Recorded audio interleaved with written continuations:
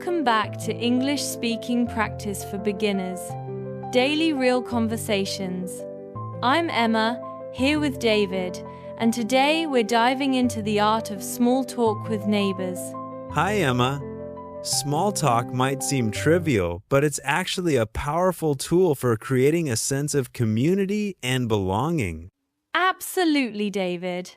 When I moved to a new apartment, a neighbor's simple, "Good morning, how are you?" made a world of difference. That's a great example. A study by the University of Kansas found that brief interactions, like exchanging pleasantries, can significantly improve one's mood. Interesting. But some might argue that small talk is superficial. How do you respond to that? True, it can feel superficial, but it's often a stepping stone to deeper connections. It breaks the ice and opens doors to more meaningful conversations. Right. So it's like planting seeds for future interactions. How can we encourage more people to engage in small talk? I'd suggest starting with a warm smile and a simple question. Over time, these small gestures build trust and familiarity. And looking forward, do you think digital communication affects our ability to make small talk in person? It can, but it also makes in-person interactions more valuable. As we become more digital, face-to-face small talk will become a cherished skill. Now, let's explore some key vocabulary that can assist in these interactions. David, would you like to start? Sure, Emma, words like neighbor, apartment, and greeting are foundational. They set the stage for any neighborly chat. Right.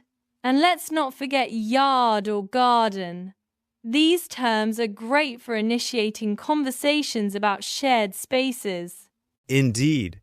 And using these terms allows us to find common ground.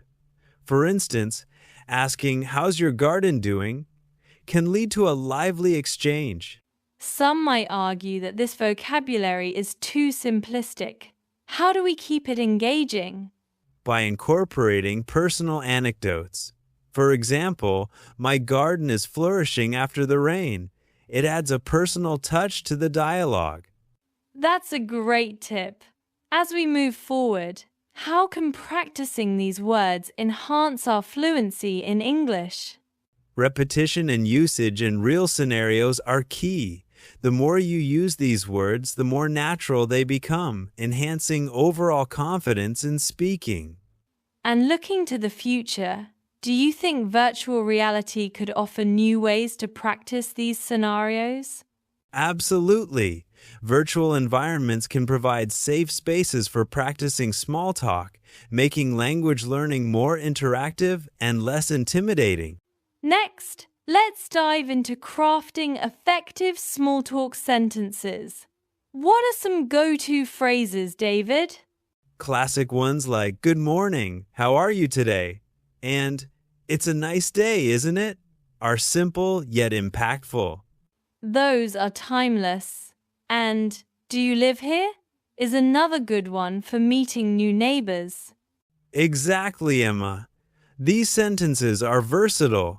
They can be used in various settings and adjusted for context. But what if someone finds these questions too predictable? How do we keep the conversation fresh? Well, adding a personal twist can make a difference. For example, "I saw you jogging yesterday. Do you run often?" encourages more engagement. That's clever. So, looking forward, what role do these sentences play in enhancing conversational fluency? They are foundational blocks. Mastering them boosts confidence, which is crucial for transitioning into more complex discussions. And as technology evolves, could AI help in generating personalized small talk suggestions? Certainly, AI can analyze past interactions to suggest contextually relevant phrases, making conversations more natural and personalized. Let's put theory into practice with role plays. David, how effective are these in learning? Role-playing is incredibly effective. It allows learners to simulate real-life interactions in a controlled environment, building confidence. I agree. For instance, greeting a neighbor with "good morning" can be practiced until it feels natural. Exactly, and scenarios like meeting a new neighbor or discussing the weather are common, making them perfect practice material. Some might argue role plays are too staged. How do we make them more authentic? By incorporating unexpected elements. For example, adding a twist like, "Oh, by the way, did you hear about the community event?" keeps it dynamic. That's smart. As we look ahead, how can role plays adapt to online learning environments? Virtual role plays via platforms like Zoom can connect learners globally, offering diverse interactions and perspectives. And in the future, could augmented reality enhance these role playing sessions? Absolutely. AR can create immersive scenarios, making practice sessions more engaging and realistic. Understanding cultural context is vital when making small talk. David, what can you share about this? In many cultures, small talk is a way to show respect and politeness.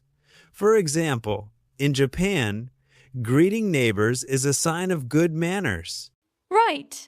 And in some Latin American countries, it's common to exchange food during holidays to build community bonds. That's true. However, some might feel small talk is intrusive, especially in cultures valuing privacy. It's essential to read social cues. Absolutely. So, how can we navigate these cultural differences effectively? Adapting to local norms is key. Observing and mimicking the behavior of locals can help avoid misunderstandings. And as we move forward, how can cultural sensitivity be integrated into language learning? Including cultural modules in language courses can provide learners with the context needed for effective communication. Looking ahead, could technology play a role in promoting cultural understanding in small talk? Yes, apps like Duolingo are already embedding cultural tips, and future advancements could offer real-time cultural insights during conversations. Well, we've covered a lot today, from vocabulary and sentences to cultural insights. What's your final takeaway, David? Small talk is a powerful tool for building relationships. It's about making connections, however small, that can enrich our daily lives. I couldn't agree more. It might seem minor, but it lays the groundwork for meaningful interactions. So what's next for our listeners? I'd recommend practicing these skills regularly. Engage with your neighbors and don't fear making mistakes.